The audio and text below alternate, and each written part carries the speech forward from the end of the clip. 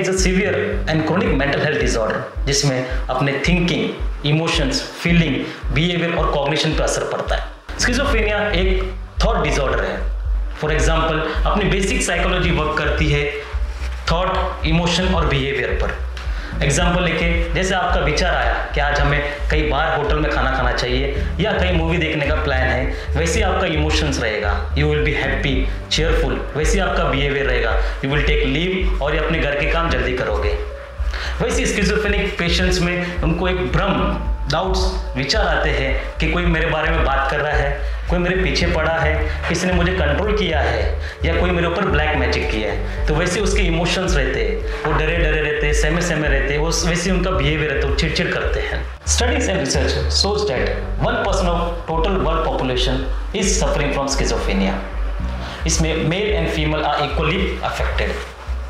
Commonly as देखा जाए तो ये 18 से 25 साल में बीमारी डिटेक्ट होती है, बट आजकल अर्ली ऑनसेट मतलब एडोलेसेंट में भी 13 से 14 साल या late onset more than 60 years में भी हम केसेस मिल रहे हैं। Coming to the causes now, no one knows the exact cause of schizophrenia yet, but there are various theories and factors involve it, जैसे जेनेटिक फैक्टर्स, एनवायरमेंटल फैक्टर्स या neurochemical factors.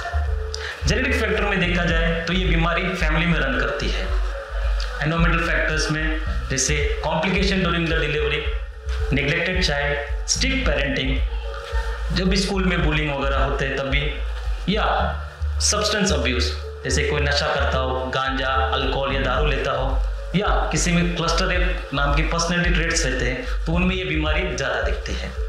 Coming to the neurochemical factors, अपने brain में dopamine नाम का एक chemical होता है जिसे हम प्लेजरेबल हार्मोन बोलते हैं।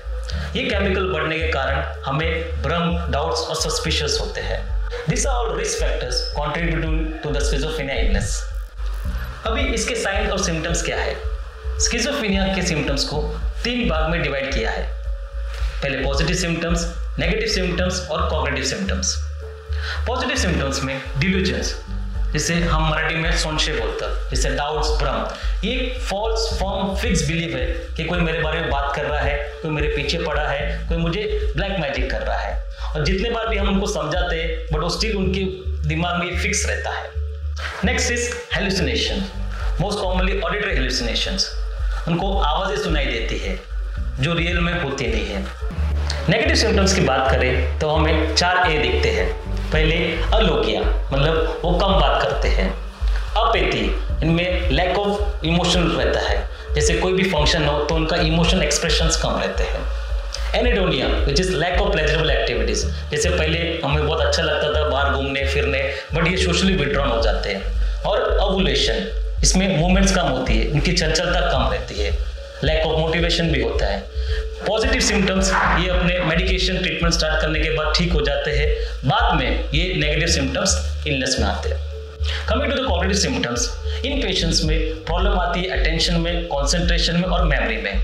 ये इनका ज़्यादा टाइम लेते हैं रिकॉल करने में कंपेयर टू नॉर्मल इंडिविजुअल्स। अब इसका ट्रीटमेंट क्या है? स्किज़ोफ्रेनिया एक कॉम्प्लेक्स ट्रीटमेंट है। पहले मेडिकल मैनेजमेंट देखा जाए तो हम एंटीसाइकोटिक मेडिकेशंस देते हैं जिसमें उनका डोपामिन लेवल जो बढ़ा हुआ है वो कम हो जाता है। सेकंड, काउंसलिंग और psychotherapies, mostly insight origin therapy, जिसमें पेशेंट को हम इनसाइट या एक्सेप्टेंस कराते हैं ये इलनेस के बारे में। थर्ड, इलेक्ट्रिकल ट्रीटमेंट, जैसे मोस्ट कॉमनली शॉक ट्रीटमेंट या ECTs और ट्रांसक्रेनियल डायरेक्ट करंट स्टिमुलेशन। और चौथा आता है सपोर्टिव ट्रीटमेंट, जिसका होलिस्टिक अप्रोच रहता है, उनमें पेशेंट्स के फैमिली मेंबर्स, डॉक्टर्स, साइकोलॉजिस्ट और सबका एक कोलैबोरेटिव वर्क रहता है। Schizophrenia is not 100% curable, but it can be treatable and manageable, और ये पेशेंट्स अपनी नॉर्मल जिंदगी जी सकते हैं।